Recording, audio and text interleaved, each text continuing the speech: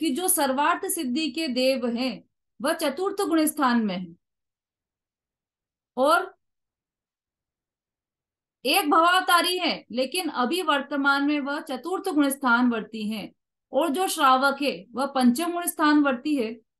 मतलब जो चतुर्थ गुण स्थान वर्ती जीव है, भले वो सर्वार्थ सिद्धि के देव हों, लेकिन उनके एक चौकड़ी कषाय का अभाव है, अनंतानुबंधी कषाय का अभाव है, और उतनी ही शांति प्रकट हुई है। और जो पंचम गुण स्थानवर्ती जीव है उसे दो चौकड़ी कषाय का अभाव हो गया है, अनंतानुबंधी चौकड़ी और अप्रत्याख्याना वर्ण संबंधी चौकड़ी। अनंतानुबंधी संबंधी क्रोध मान माया लोभ, और अप्रत्याख्याना वर्ण संबंधी क्रोध मान माया लोभ, इन दोनों का ही अभाव हो गया है। तो इन दो चौकड़ी कषाय का अभाव होने से उनकी शांति में, उनकी आत्म शांति विशेष हुई है। चतुर्थ गुण स्थानवर्ती जीव की अपेक्षा से उनकी शांति कई गुना अधिक बढ़ गई है। किसकी? पंचम गुण स्थानवर्ती जीव की। पांचवें गुण स्थान में श्रावक को अपने अनुभव में आत्मा आनंद कंद शुद्ध ज्ञाता दृष्टा है ऐसा अनुभव में आ गया है, और दो कषाय के अभाव से शांति भी बहुत बढ़ गई है। ऐसे पंचम गुण स्थान में 12 व्रत का विकल्प आता है, 12 व्रत पालने का विकल्प आता है, क्योंकि वो पूरे टाइम तो आत्मा में स्थिर नहीं रहते। तो जब आत्मा से बाहर रहते हैं तो उन्हें बाहर में भी 12 व्रत को पालने का विकल्प आता है। पर वो जानते हैं कि ये जो विकल्प है वो पुण्य बंध का कारण है, ये संवर और निर्जरा का कारण नहीं है, ये मोक्ष का कारण नहीं है। और संवर और निर्जरा इन 12 व्रतों से संवर और निर्जरा नहीं होगी। किससे होगी संवर और निर्जरा? जो उनको हो रही कि नहीं संवर निर्जरा, जो पंचम गुण स्थानवर्ती जीव हैं, जो 12 व्रतों का पालन कर रहे हैं, उन्हें संवर और निर्जरा है या नहीं है, ये प्रश्न है।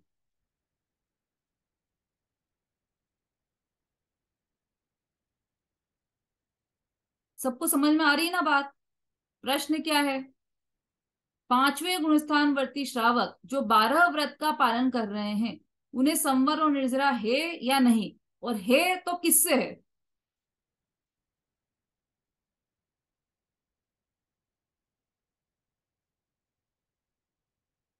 उषा जी।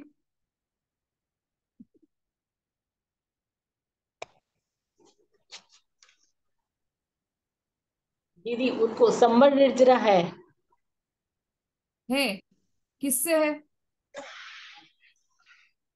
जब वो पंचम गुण स्थान बढ़ती को ये श्रावक को संवर निर्जरा होती है, क्योंकि वो 12 व्रतों का पालन करते हैं और हर समय अपनी आत्मा शुद्ध रखने। हम्म, चलिए और कोई? रीना जी। जय जय दीदी, शांति का वेतन ज्यादा हो गया ना उनके पास, इसलिए ये भी है। संवर और निर्जरा है या नहीं, पहले तो ये बताइए। 12 व्रतों का हाँ वो है। पालन कर रहे हैं तो उनको संवर और निर्जरा है या नहीं है? है, हाँ, किस कारण है?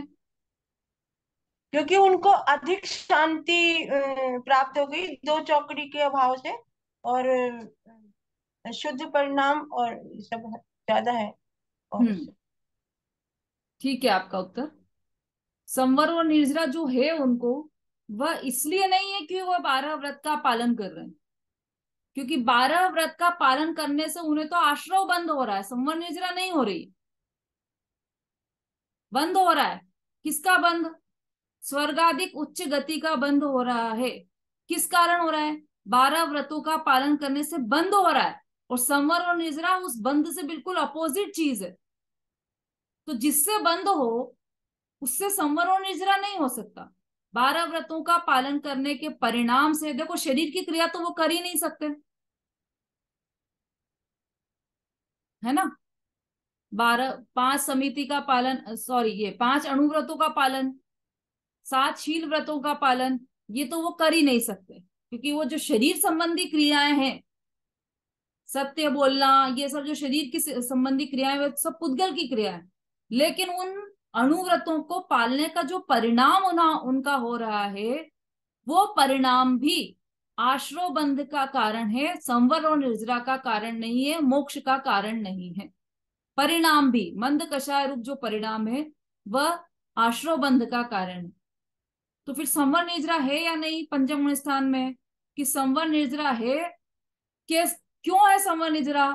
कि उन्हें आत्मा में आत्मा में स्थिर रह रहे हैं, वो आत्मा की जो प्रतीति हुई है, शुद्धात्मा की जो प्रतीति हुई है उन्हें, उससे सम्यक दर्शन प्रकट हुआ, सम्यक ज्ञान प्रकट हुआ, आत्मा के ज्ञान से सम्यक ज्ञान हुआ, और आत्मा में रमणता से सम्यक चारित्र प्रकट हुआ, और उसके कारण उन्हें दो चौकड़े कषाय के अभाव जितनी अंदर में शांति प्रकट हुई, और उतना उतना उन्हें संवर और निर्जरा प्रकट हो गया, उतनी उतनी उन्हें संवर और निर्जरा चल रही है।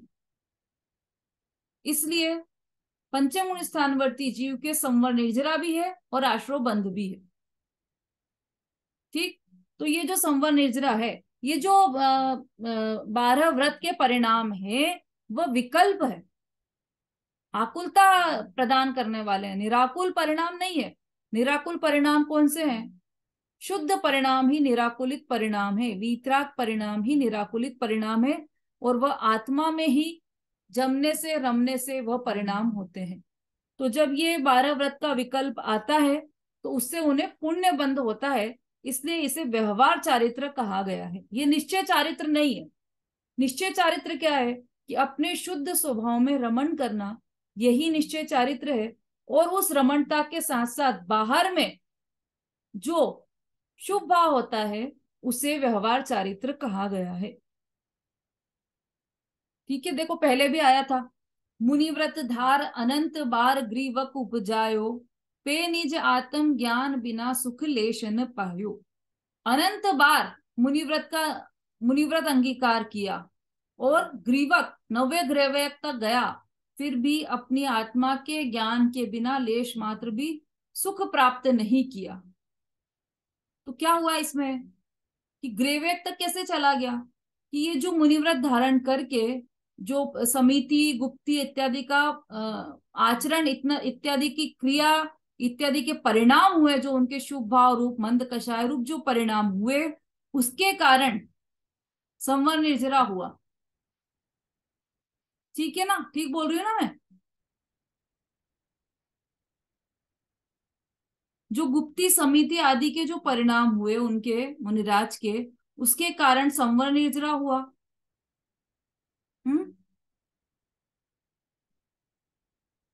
भाई सब सुन रहे हैं या केवल गर्दन ही हिला रहे हैं? समझ में आ रहा है ना सबको? सही बोला या गलत बोला मैंने अभी?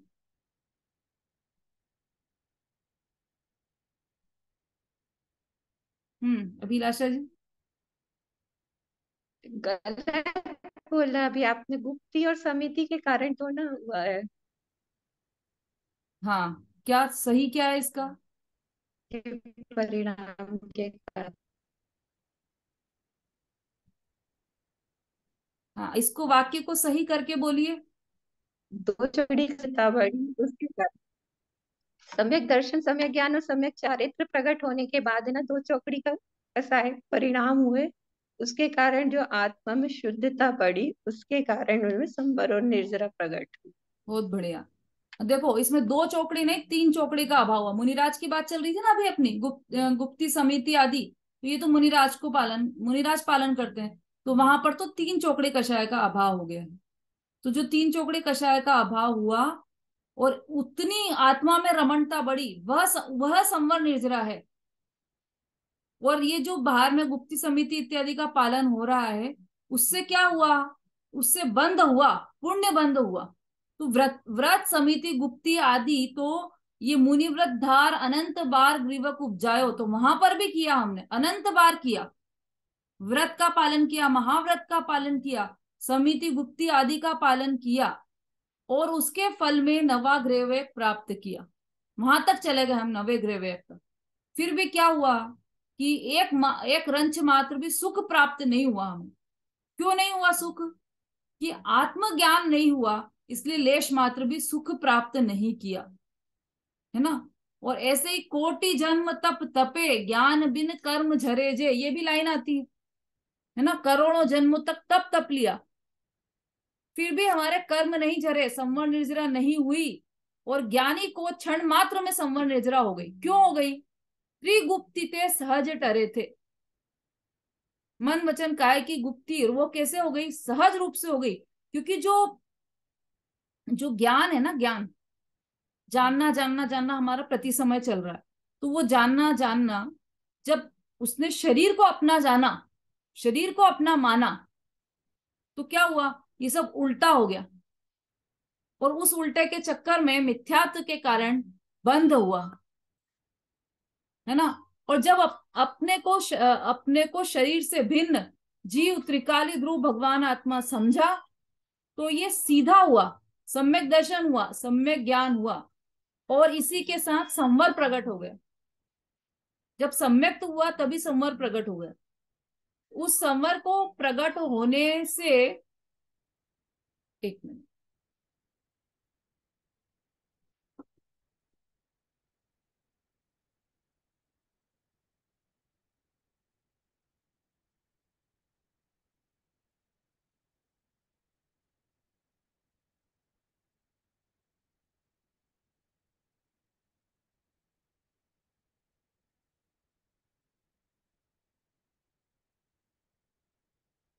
हम्म। तो ये जो यहाँ पर ये कहना चाह रहे हैं कि हमने अनंत बार मुनिव्रत धारण करके ग्रीवक उपजा लिया, लेकिन सुख का लेश मात्र भी प्राप्त नहीं किया। तो ऐसे ही ये जो 12 व्रत के अतिचार, 12 व्रत पाले, वो उन 12 व्रत के पालने से संवर निर्जरा नहीं हुआ। तो कैसे हुआ? संवर निर्जरा तो हुआ पंचम स्थान में, लेकिन हमें क्या दिखाई दिया कि इसने 12 व्रतों को पालन किया, इसलिए संवर निर्जरा हुआ। लेकिन अंदर में बात कुछ हो रही है। अंदर में 2 चौकड़ी कषाय का अभाव हो गया है, और आत्मा में रमणता इतनी बढ़ गई है। चतुर्थ गुण स्थान में जितनी रमणता थी आत्मा की, उससे कई गुना अधिक आत्मा में रमणता पंचम गुण स्थान में बढ़ गई है। उसके फलस्वरूप संवर और निर्जरा में भी वृद्धि हो गई है। तो उससे मोक्ष का रास्ता पास होता गया। ठीक।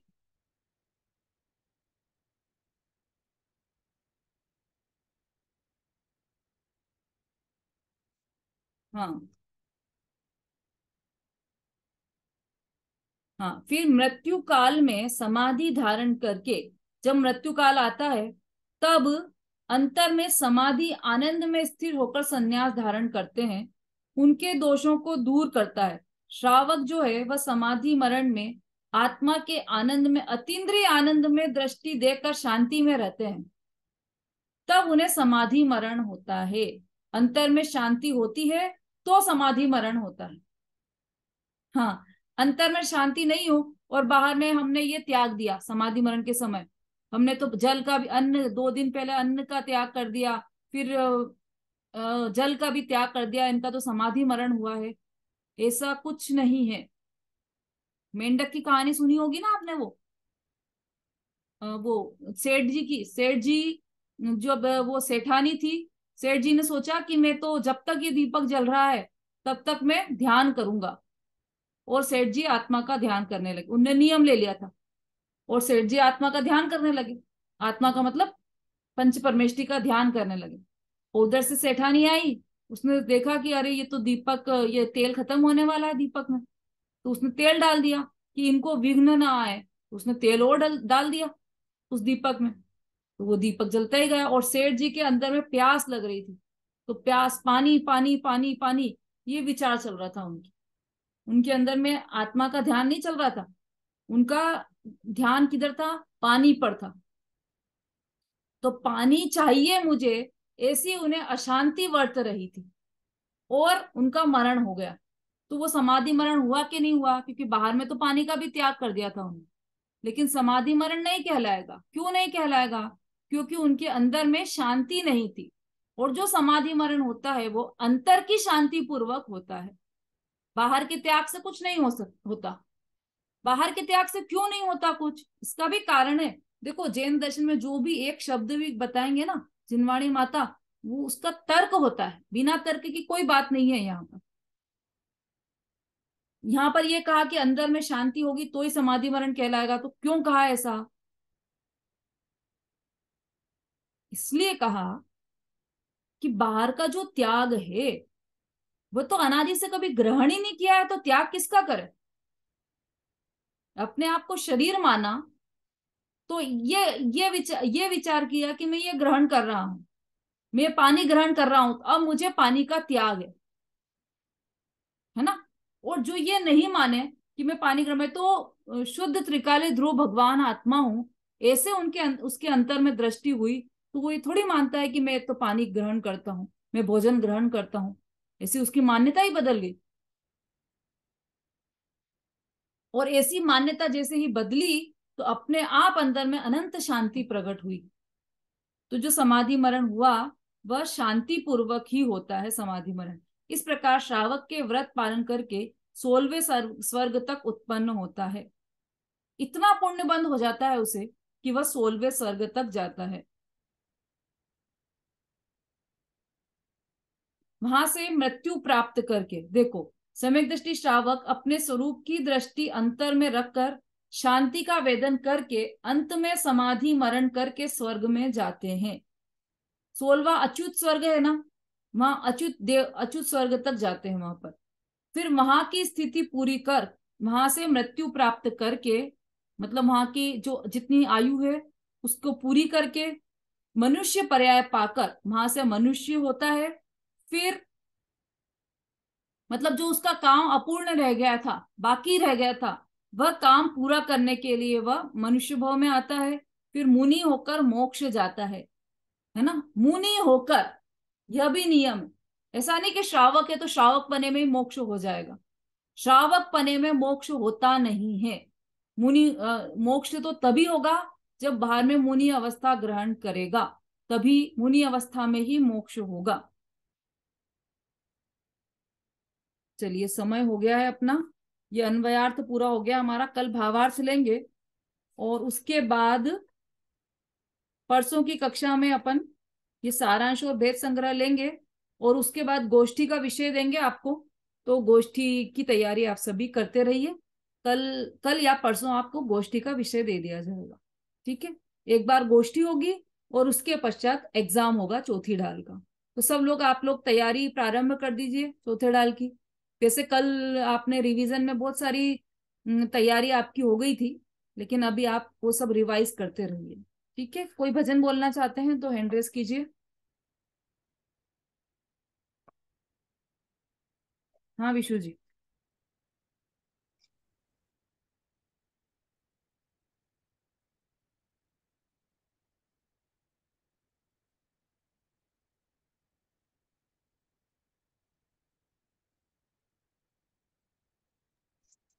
मैं हूँ वो नहीं जो तुम्हें दिख रहा हूँ, मैं हूँ जो नजर से परे ही रहा हूँ।